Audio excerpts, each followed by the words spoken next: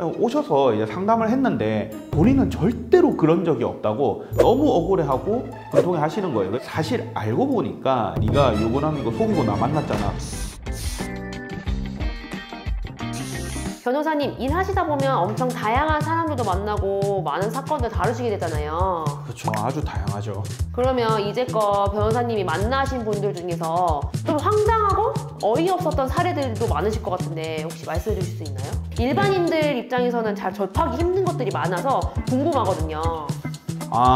대충 어떤 말씀하시는 거 조금 알 것 같은데 개인적으로 황당했던 어떤 사건 내용들 조금 한번 몇 개 말씀드려 볼게요. 일단 첫 번째는 강제추행 사건이었어요. 이분은 공공장소에서 다른 사람의 성적인 부위를 만졌다라는 혐의로 수사를 받고 있는 중이었어요. 오셔서 이제 상담을 했는데 본인은 절대로 그런 적이 없다고 하늘 우러러 한 점 부끄럼 없다고 계속 말씀하시더라고요. 느낌이 좀 쎄하긴 했는데 어쨌든 중요한 행위인 만진 거는 안 하셨다고 계속 말씀을 하셔서 일단 믿었죠. 믿고 혐의를 부인하는 방향으로 이제 쭉 준비를 했어요. 경찰서에서 이제 조사를 받으러 갔죠. 그래서 조사 받으실 때는 우리가 미리 준비했던 대로 진술은 잘 하셨어요. 근데 이제 마지막쯤에 수사관님께서 한숨을 푹 쉬시면서 갑자기 모니터를 딱 돌려주시더라고요. CCTV 영상을 딱 틀어주시는데 영상을 보자마자 이거는 망했다 싶었어요. 이제 의뢰인께서 피해자분의 정적인 부위를 딱 만지는 장면이 그대로 찍혀 있더라고요. 어쨌든 조사는 이래저래 마무리를 하고 의뢰인분하고 당연히 얘기를 했죠. 지금 CCTV 다 확인이 된 상황이라서 사실 더 부인해봤자 우리한테 좋을 게 없다. 지금이라도 사실 자백하고 이제 피해자분께 보상해드리고 사과하는 방향으로 해야 된다라고 이제 제가 말씀을 드렸는데 그래도 여전히 의뢰인분께서는 저는 하늘 우러러 한 점 부끄럼 없습니다. 저는 그런 일 안 했습니다. 계속 그러시더라고요. 결국은 유죄 나왔습니다. CCTV가 너무 명확하게 있는 사건이었기 때문에 무죄가 나올 수는 없었고 그런 영상을 보더라도 태도가 안 바뀌는 게 저는 참 좀 황당했던 그런 사건이었습니다. 그 다음 이제 두 번째는 이혼 사건이었는데요. 의뢰인께서는 이제 상대방으로부터 이혼 소장을 받고 피고로서 찾아오신 분이었어요. 소장에는 이제 의뢰인이 상대방한테 폭언 폭행을 했다 이런 내용들이 적혀 있었고요.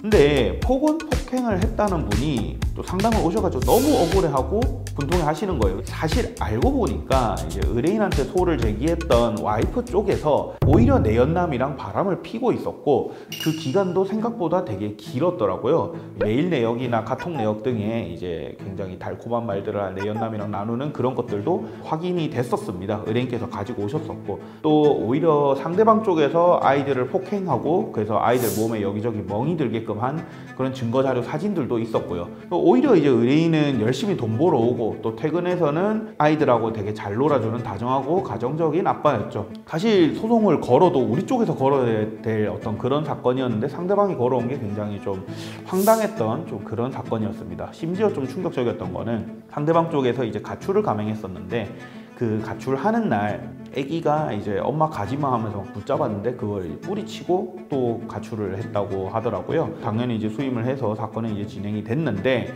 상대방 쪽에서 더 뻔뻔하게 나왔던 거는 상대방이 처음 소송을 제기할 때는 본인이 애들을 키우겠다라면서 이제 양육권을 주장했었는데 그래 내가 양육권 양보할 테니까 대신 재산분할 돈 더 줘 뭐 이런 식으로 요구를 하더라고요. 그러니까 정말 애를 키울 의사가 있는 게 아니라 어떻게 보면 양육권이란 걸 하나의 무기로서 사용을 하려고 했던 그런 사례였습니다. 양육권은 당연히 의뢰인 쪽으로 왔었고 결국은 전반적으로는 어쨌든 의뢰인이 승소했다고 볼 수 있을 만한 그런 결과가 나왔던 사건이었습니다. 엄마가 어떻게 그럴 수 있냐라는 생각도 좀 많이 들었고 정말 그 적반하장이라는 단어가 이 사건에 가장 잘 어울리는 게 아닌가 하는 그런 사건이었습니다. 또 세 번째로 제가 좀 생각나는 사건이 하나 있는데요. 이제 남자는 유부남 쪽이었고 여자는 미혼 솔로였어요. 근데 남자가 이제 자기 미혼 싱글이다라고 속여서 여자를 꼬시고 사귀었던 거죠.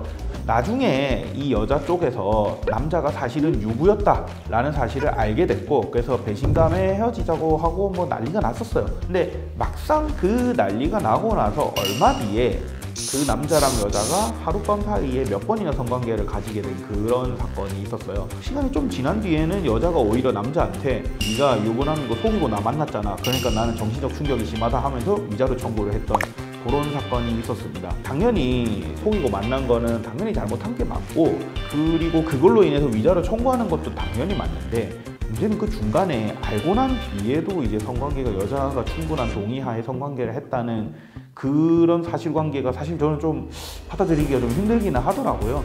그래서 이제 그 부분이 당연히 이제 재판에서는 좀 쟁점이 됐었고, 당연히 남자는 잘못했지만 이제 남자가 얼만큼 잘못했느냐 이제 그 액수를 정하는 데 있어서 그 부분이 좀 많이 쟁점이 됐던 사건이 있었습니다. 요거 혹시 피디님은 이게 이해가 좀 되세요? 이런 일을 한다는 게? 아니요, 저 이해가 하나도 안 돼요. 그렇죠. 그래서 저도 좀 그 사실관계가 좀 많이 황당했던 그런 사건이 있었습니다. 아니 진짜 별의별 일이 많으시네요. 그렇죠. 세상엔 생각보다 다양한 삶의 형태들이 있고 여러 가지 일들이 많이 벌어집니다. 변호사님도 이런 일 많이 겪다 보니까 약간 득도하신 것 같기도 하고, 이것 말고도 또 다른 이야기들도 많으신가요? 사실은 이 정도는 아무것도 아닌 사건들도 많이 갖고 있습니다. 네, 오늘은 제가 좀 일하면서 겪었던 황당 사례들 몇 가지를 썰로 좀 풀어봤는데요. 재밌게 봐주셨으면 좋겠네요. 저는 다음에 또 다른 영상으로 찾아뵙겠습니다. 감사합니다. 곰변이었습니다.